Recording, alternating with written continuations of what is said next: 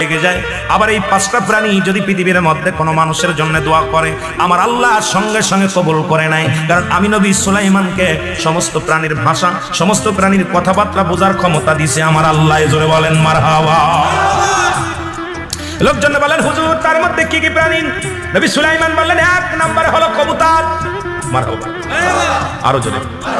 1 নম্বরে হলো কবুতর।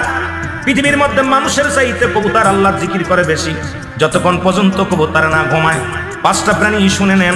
যিনি নবী করিম সাল্লাল্লাহু আলাইহি ওয়াসাল্লাম হিজরতের সময় মক্কা থেকে মদিনায় যখন গিয়েছিলেন, তখনও আমার নবীজিকে কি করলেন? সাহায্যের জন্য কবুতর যায় একটা বাসা বানাইলেন, বাসা বানাইয়া ডিম পারলেন। ও মুসলমান, কবুতরের ডিম পারিয়া তা দিতেছিলেন বসে বসে, কারণ রহমতের নবীর সাহায্যের জন্য আমার আল্লাহর দরবারে বলেছিল কবুতর আমার আল্লাহ, ও আমার আল্লাহ, এই পৃথিবীর মধ্যে আপনার হাবিব জিয়ারত করে রওনা হয়ে গেল। আল্লাহ মক্কা থেকে মদিনার দিকে যায়, ফিরে বারে বারে দেশের দিকে